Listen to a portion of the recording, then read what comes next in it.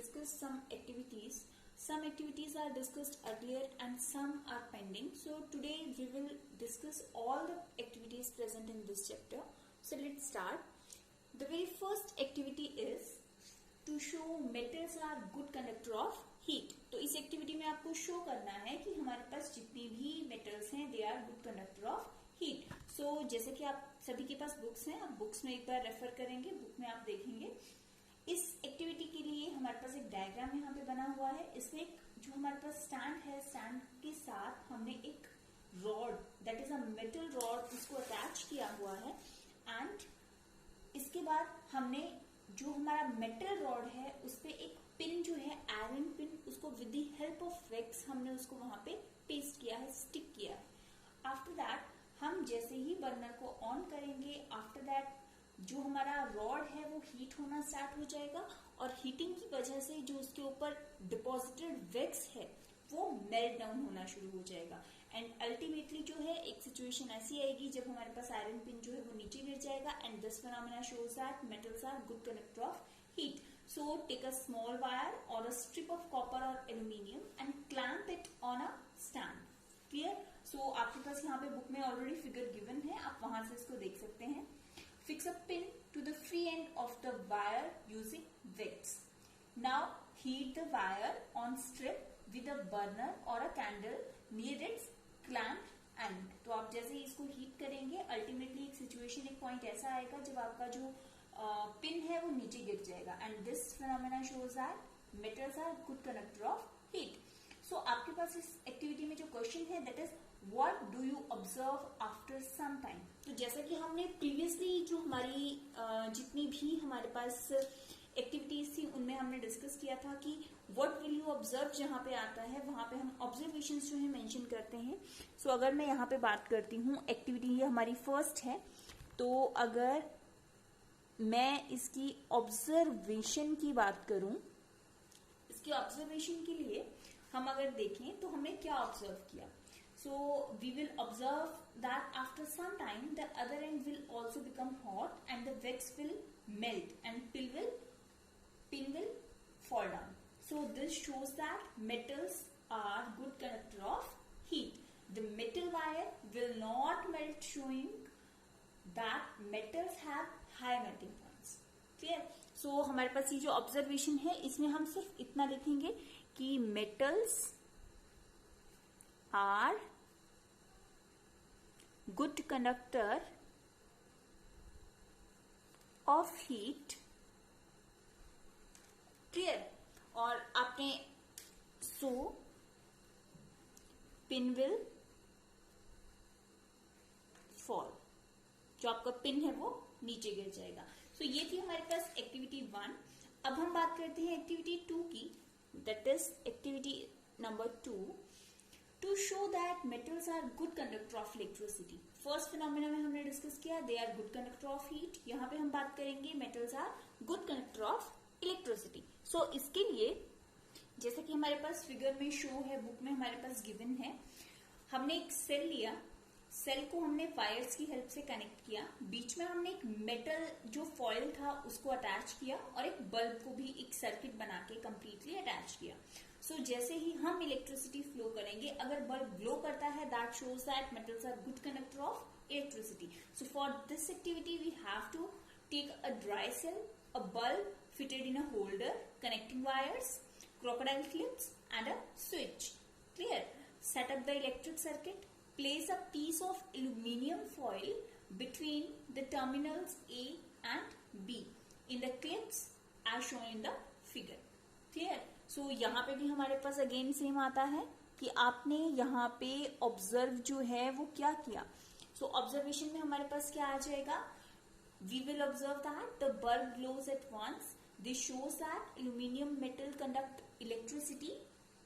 So aluminium metal is a good conductor of electricity. तो अगर हम बात करें ऑब्जर्वेशन की, ऑब्जर्वेशन हमारे पास क्या आ जाएगी, bulb start glowing.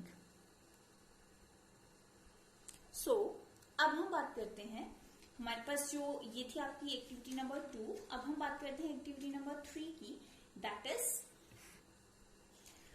To show that metals and non metals react differently, जो हमारे पास मेटल्स हैं और नॉन मेटल्स हैं वो अलग अलग तरीके से जो है वो रिएक्ट करती हैं. सो इसके लिए हम क्या करेंगे, take a small piece of magnesium ribbon. Magnesium ribbon का एक छोटा सा हमने पीस लिया. Hold the magnesium ribbon with a pair of tongs and burn it over the flame of burner. हमने उसको बर्नर पे लेके गए, उसको हमने बर्न किया. सो अब आपके पास जो क्वेश्चन अराइज होता है that is about the observations. What observations you observe.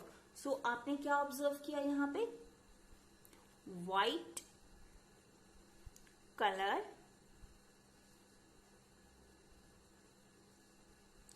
Powder ashes formed. जो हमारे पास व्हाइट कलर के एशेस हैं वो प्रोड्यूस हुए.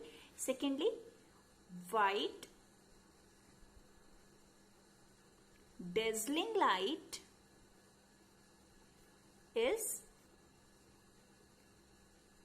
produced. जो एक व्हाइट कलर की dazzling light है वो भी प्रोड्यूस हुई. क्लियर. सो हमने अब क्या किया कि collect the ashes in a beaker and after that add water to the ash and dissolve by constant stirring. Clear. Test the resulting solution with both blue and red litmus paper. आपने जो ashes थे उनको water के अंदर dissolve किया and after that आपने one by one उसको red और ब्लू लिटमस के साथ टेस्ट किया. अब जब आपने उसको टेस्ट किया then again question arises what observations you observe. तो इसके सेकंड पार्ट की अगर हम ऑब्जर्वेशंस की बात करें, we will observe that solution formed by burning magnesium ribbon, blue litmus paper remain unaffected while red litmus paper becomes blue. So अगर मैं बात करूं blue litmus paper, that shows no changes. But if I am talking about the red litmus paper,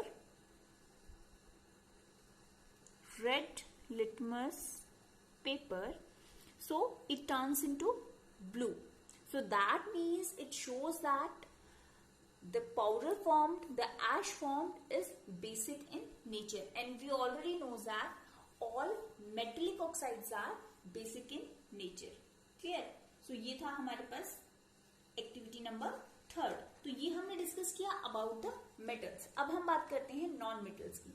non metals के लिए हमने क्या किया कि take small amount of sulphur, first melt and then beans to burn. हमने क्या किया, एक स्पैचुला लिया, उस पर थोड़ा सा सल्फर पाउडर डाला, उसको हमने बर्न किया. जैसे आप उसको बर्न करेंगे पहले वो मेल्ट होगा एंड आफ्टर दैट वो बर्न होना स्टार्ट हो जाएगा. आफ्टर दैट हम क्या करेंगे, जो हमारे पास place a test tube over the burning sulphur is collected the fumes produced. For example मैंने ये स्पेचुला लिया, यहाँ पे मेरे पास सल्फर पाउडर है, मैंने जब इसको हीट किया ये मेल्ट हुआ और इसमें से जो स्मोक है वो प्रोड्यूस हुआ. अब जो एक टेस्ट ट्यूब लिया मैंने और उसको इस तरह से इन्वर्ट करके रखा कि हमारे पास जितनी भी फ्यूम्स हैं वो इस टेस्ट ट्यूब में जो है कंप्लीटली कलेक्ट हो जाएं. So after that add some water to test tube and shake the content. हमने ये जो टेस्ट ट्यूब था जब completely ये बर्न हो गया, आफ्टर दैट हमने इस टेस्ट ट्यूब को रिमूव किया और उसको हमने शेक किया. उसके अंदर थोड़ा सा वाटर डाला और उसको शेक किया. Clear. Test the solution with blue and red litmus paper. दोनों के साथ हमने उसको टेस्ट किया. अब हमारे पास जो क्वेश्चन अराइज होता है that is what observations you observe after testing with red and blue litmus paper. So यहाँ पे अगर हम देखें तो इसकी अगर मैं बात करूं नॉन मेटल की ऑब्जर्वेशंस की, तो यहाँ पे हमने सल्फर लिया था, ब्लू लिटमस पेपर जो है that turns into red, but red litmus paper remains no change. So this shows that non metallic oxides are acidic in nature. Clear. तो ये थी हमारे पास एक्टिविटी नंबर 3. अब हम बात करते हैं हमारी नेक्स्ट एक्टिविटी की, that is activity number 4. To study the reactivity of metals with water. हमने स्टडी करना है जो मेटल्स हैं उनका वाटर के साथ रिएक्शन. सो इसके लिए हम क्या करेंगे, collect the sample of common metals. कुछ कॉमन मेटल लेंगे like copper, iron, calcium, lead, magnesium, aluminium, zinc, potassium, sodium and all. Put small pieces of samples separately in beaker half filled with cold water. इन सबके छोटे छोटे हमने sample लिए और उसको water के अंदर डाल दिया. So now question is what do you observe? Which metal reacted with cold water, आपने बताना है कि कौन सी मेटल जो है वो रिएक्ट किया उसमें कोल्ड वाटर के साथ. After that the second part is did any metal produce fire with water, क्या किसी मेटल ने फायर प्रोड्यूस किया. And the third part is does any metal start floating after some time, क्या कोई ऐसी metal थी उसने कुछ टाइम के बाद फ्लोट करना स्टार्ट किया. तो इस वाले क्वेश्चन को हमने टॉपिक के अंदर बहुत अच्छे से डिस्कस किया था. अगर इस क्वेश्चन की हम बात करें, the first part is which metal reacted with cold water, ऐसी कौन सी मेटल है जो कोल्ड वाटर के साथ जो है वो रिएक्ट करती है. So we will observe that calcium, sodium and potassium react with cold water. Sodium and potassium react violently with cold water, making a hissing sound. Clear? The reaction with sodium and potassium is so violent and exothermic that the evolved of hydrogen gas catches fire and reaction leads to little explosion. आप सबको पता है sodium और potassium को आप जैसे ही water के अंदर डालते हैं वो एक्सप्लोड करता है, फट जाता है, एक्सप्लोजन होता है उसमें. So that is because of production of hydrogen gas. Clear? तो यहाँ पे हमारा जो सेकंड पार्ट था उसका आंसर क्या आ जाएगा? Yes, there are two metals, sodium and potassium. After that, the third part is, does any metal start floating after some time? Obviously, कौन कौन सी ऐसी metals हैं जिन्होंने कुछ टाइम के बाद फ्लोट करना स्टार्ट किया? Like calcium is less violently and piece of calcium start floating in water because the bubbles of hydrogen gas form stick to the surface of metal. ये जो क्वेश्चन है ये मैंने आपको ऑलरेडी बताया था कि एग्जाम पॉइंट ऑफ व्यू से भी ये क्वेश्चन बहुत ज्यादा इंपॉर्टेंट है कि जो कैल्शियम है जैसे ही हम उसको वाटर के अंदर डिसॉल्व करते हैं आफ्टर सम टाइम वो सरफेस के ऊपर फ्लोट करना स्टार्ट कर देता है. So what is the reason behind that? So इसका जो हमारे पास रीजन है वो सिंपल एज दैट है कि when water and calcium react with each other, hydrogen gas is produced and that hydrogen gas bubbles stick with calcium particles and calcium particles start floating on the surface of water. So this is the reason behind phenomena. Clear? After that, अब है हमारे पास second, what do you observe? तो इसमें हम क्या करेंगे? इसके अगर हम क्वेश्चन में देखें, so मैग्नीशियम, एक्चुअली अगर हम मैग्नीशियम की बात करते हैं, magnesium does not react with cold water but it react rapidly with hot water and it start floating due to the bubbles of hydrogen sticking on its surface like calcium. Clear? ये हमारा simple सा phenomena था. But metals like zinc, aluminium, copper, lead and iron do not react even with hot water. ये metals जो है वो hot water के साथ भी रिएक्ट नहीं करती. So to study its reactivity, metals like zinc, aluminium, copper, lead and iron, how to show it? इसके लिए हम कैसे बताएंगे कि जो है ये सिर्फ और सिर्फ जो है स्टीम के साथ ही रिएक्ट करते हैं. सो फॉर दिस हमने क्या किया, एक बॉइलिंग ट्यूब लिया, बॉइलिंग ट्यूब के अंदर हमने वाटर डाला और उसके अंदर हमने जो हमारी मेटल है जिसके साथ हमने रिएक्ट करना है उस मेटल को प्लेस किया, उसको हमने हॉरिजॉन्टली प्लेस किया और उस बॉइलिंग ट्यूब में हमने उसको बॉइल करना स्टार्ट किया. क्लियर?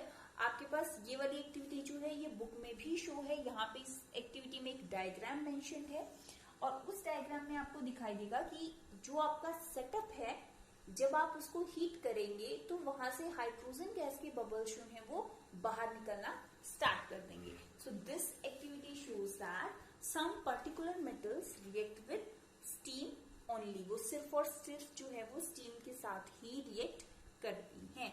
सो ये थी हमारी एक्टिविटी नंबर 4. आफ्टर दैट अब हम बात करें अगर हमारी एक्टिविटी नंबर 5 की. एक्टिविटी नंबर 5 जो है हम ऑलरेडी डिस्कस कर चुके हैं लेकिन फिर से हम एक बार इसको डिस्कस करते हैं. हमारी एक्टिविटी नंबर 4 जो है वो डन हो चुकी है. अब हम बात करते हैं एक्टिविटी नंबर 5 की.